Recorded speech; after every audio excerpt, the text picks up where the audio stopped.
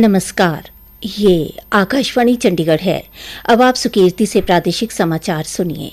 पहले इस बुलेटिन के मुख्य समाचार। प्रधानमंत्री नरेंद्र मोदी ने प्रधानमंत्री किसान सम्मान निधि योजना की 22वीं किस्त जारी की।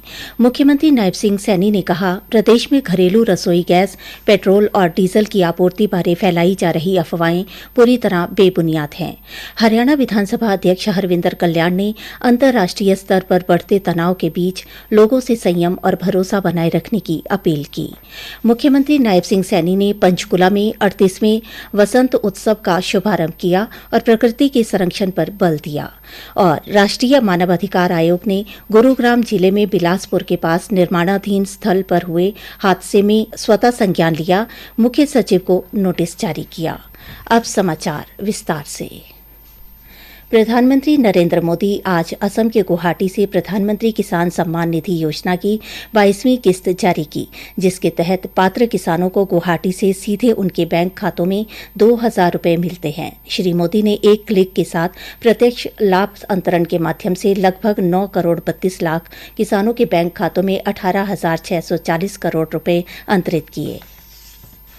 हरियाणा के मुख्यमंत्री नायब सिंह सैनी ने कहा कि मध्य पूर्व में युद्ध जैसी स्थितियों के कारण एलपीजी, पेट्रोल और डीजल की आपूर्ति में रुकावट के बारे में फैलाई जा रही अफवाहें पूरी तरह से बेबुनियाद हैं। मुख्यमंत्री ने आज चंडीगढ़ में कहा कि राज्य में ईंधन और गैस की उपलब्धता की समीक्षा करने के लिए खाद्य, नागरिक आपूर्ति और उपभोक्ता मामले विभाग के वरिष्ठ अधिकारियों और तेल कंपनियों के प्रतिनिधियों के साथ बैठक की गई है। तेल कंपनियों के प्रतिनिधियों ने कहा है कि राज्य में पेट्रोल, डीजल और रसोई गैस का पर्याप्त भंडार उपलब्ध है और गैस की आपूर्ति लगातार की जा रही है। पिछले कुछ दिनों से मिडिल ईस्ट में चल रही युद्ध जैसी परिस्थितियों के कारण घरेलू एलपीजी गैस की आपूर्ति बाधित होने की अफवाहें फैलाई जा रही हैं। मैं स्पष्ट कहना चाहता हूं कि हरियाणा में घरेलू एलपीजी, पेट्रोल और डीजल की आपूर्ति पूरी तरह सामान्य और निर्बाध है। ऑयल कंपनियों ने हमें आश्वस्त किया है कि राज्य में पर्याप्त स्टॉक उपलब्ध है। भारत सरकार के पेट्रोलियम एवं प्राकृतिक गैस मंत्रालय के 9 मार्च को जारी निर्देश के अनुसार उन्होंने प्राथमिक क्षेत्रों में घरेलू एलपीजी की जो समुचित उपलब्धता और वितरण सुनिश्चित करने के पुख्ता इंतजाम किए गए। कमर्शियल सिलेंडरों की आपूर्ति में अस्पतालों और शिक्षण संस्थाओं, अन्य आवश्यक सेवाओं को प्राथमिकता देने की व्यवस्था की है। मुख्यमंत्री ने कहा कि सभी उपायुक्तों और पुलिस अधीक्षकों को स्पष्ट निर्देश दिए हैं कि चोरी, कालाबाजारी या जमाखोरी की कोई भी शिकायत मिलने पर तत्काल कड़ी कार्रवाई की जाए। अंतर्राष्ट्रीय स्तर पर बढ़ते तनाव और युद्ध जैसे हालात के बीच हरियाणा विधानसभा अध्यक्ष हरविंदर कल्याण ने लोगों से संयम और भरोसा बनाए रखने की अपील की है। करनाल में आज श्री हरविंदर कल्याण ने कहा कि प्रधानमंत्री नरेंद्र मोदी के नेतृत्व में भारत वैश्विक स्तर पर आने वाली हर चुनौती का मजबूती और आत्मविश्वास के साथ सामना कर रहा है। उन्होंने कहा कि इस समय कई देशों में चल रहे युद्ध और तनाव का असर पूरी दुनिया पर दिखाई दे रहा है। तेल की कीमतों में बढ़ोतरी और आर्थिक दबाव इसका बड़ा उदाहरण है। श्री कल्याण ने लोगों से कहा कि मौजूदा परिस्थितियों में घबराने की जरूरत नहीं है। पलवल के उपायुक्त डॉक्टर हरीश कुमार वशिष्ठ ने कहा कि उपभोक्ताओं को रसोई गैस की आपूर्ति को लेकर घबराने की आवश्यकता नहीं है। जिला में विभिन्न गैस एजेंसी संचालकों द्वारा सरकार द्वारा निर्धारित नियम अनुसार घर पर ही एलपीजी की सप्लाई की जा रही है। डॉक्टर वशिष्ठ ने आज एलपीजी गैस एजेंसी संचालकों के साथ बैठक के बाद जिला वासियों से किसी भी प्रकार की अफवाह या भ्रामक जानकारी पर विश्वास न करने का भी आह्वान किया। गैस की आपूर्ति पूरी है, किसी भी प्रकार के अफवाह में उपभोक्ता ना आए, पैनिक क्रिएट ना करें। हमारे पास काफी स्टॉक है और सरकार ने समुचित व्यवस्था की है। कालाबाजारी या जो पैनिक सिचुएशन है उसको कंट्रोल करने के लिए आज हमने एक मीटिंग भी ली है। एसपी साहब ने भी सभी जितने भी गैस एजेंसी है वहाँ अपने पुलिस स्टाफ की ड्यूटी लगाई है और हमने डीएफएससी स्टाफ को आदेश दिए हैं कि वो भी वहाँ पे मौजूद रहेंगे, उनके इंस्पेक्टर्स निगरानी करेंगे और अगर कोई कमर्शियल उपयोग के लिए यूज कर रहा है डोमेस्टिक को तो उन पे हम कार्रवाई करेंगे। कुरुक्षेत्र में जिला खाद्य नागरिक आपूर्ति उपभोक्ता मामले नियंत्रक नरेश कुमार ने आज बताया कि जिले में रसोई गैस की कोई कमी नहीं है। उन्होंने कहा कि जिला में 27 गैस एजेंसी हैं और एजेंसियों के पास एलपीजी का स्टॉक पर्याप्त मात्रा में उपलब्ध है। उन्होंने आमजन से अनुरोध किया कि वे अफवाहों पर कोई ध्यान न दें व संबंधित गैस एजेंसी से जरूरत अनुसार एलपीजी ले सकते हैं। भिवानी के उपायुक्त साहिल गुप्ता ने कहा है कि कोई भी व्यक्ति अनावश्यक तरीके से घरेलू या व्यापारिक गैस का अनावश्यक भंडारण करता है तो उसके खिलाफ कानूनी कार्रवाई की जाएगी।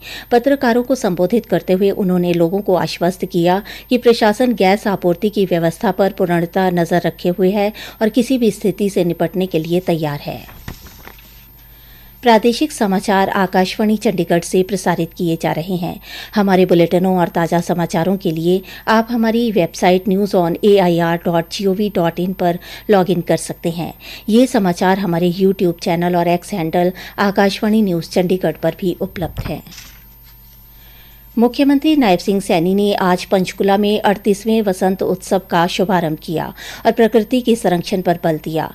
इस अवसर पर मुख्यमंत्री नायब सिंह सैनी ने कहा, इस 38वें बसंत उत्सव के शुभारंभ के अवसर पर मेरे सामने जो दृश्य है उसे शब्दों में व्यक्त नहीं किया जा सकता। चारों ओर प्रकृति की अनुपम छटा बिखरी हुई है। लगता है कि मानव पूरी प्रकृति स्वयं इस उत्सव में शामिल होकर के मुस्कुरा रही। जब बसंत उत्सव आता है तो एक नई ऊर्जा का संचार होता है। मैं आप सबको बसंत उत्सव की ढेर सारी बधाई और शुभकामनाएं देता हूँ। मुख्यमंत्री ने कहा कि यह उत्सव हमारी संस्कृति, प्रकृति प्रेम व सामाजिक समरसता का जीवंत उत्सव है।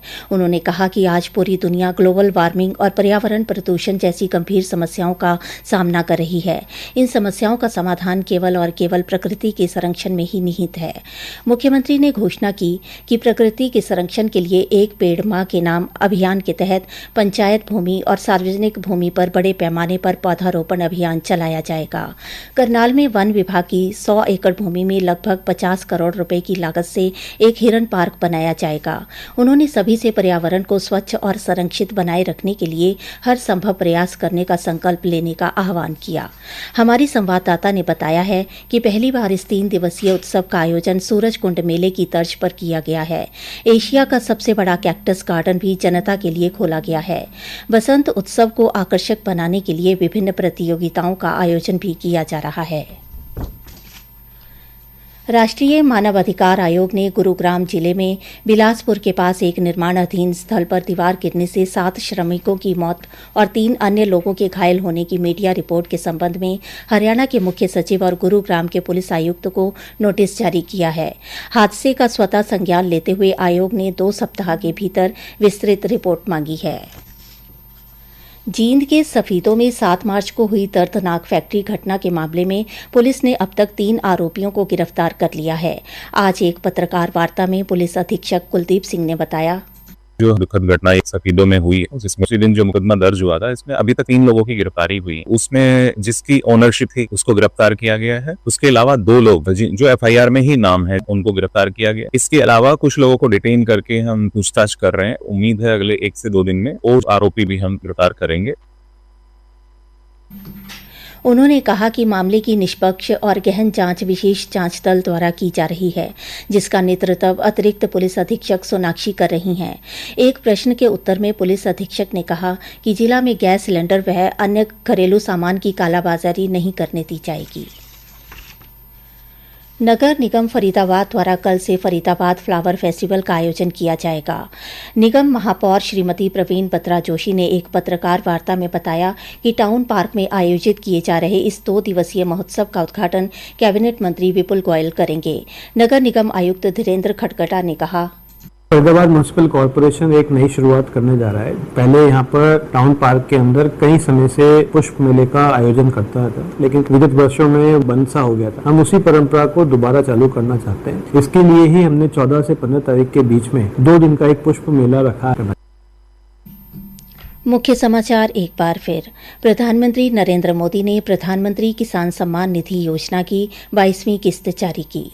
मुख्यमंत्री नायब सिंह सैनी ने कहा, प्रदेश में घरेलू रसोई गैस, पेट्रोल और डीजल की आपूर्ति बारे फैलाई जा रही अफवाहें पूरी तरह बेबुनियाद हैं। हरियाणा विधानसभा अध्यक्ष हरविंदर कल्याण ने अंतर्राष्ट्रीय स्तर पर बढ़ते तनाव के बीच लोगों से संयम और भरोसा बनाए रखने की अपील की। मुख्यमंत्री नायब सिंह सैनी ने पंचकुला में 38वें वसंत उत्सव का शुभारंभ किया और प्रकृति के संरक्षण पर बल दिया। और राष्ट्रीय मानवाधिकार आयोग ने गुरुग्राम जिले में बिलासपुर के पास निर्माणाधीन स्थल पर हुए हादसे में स्वतः संज्ञान लिया, मुख्य सचिव को नोटिस जारी किया।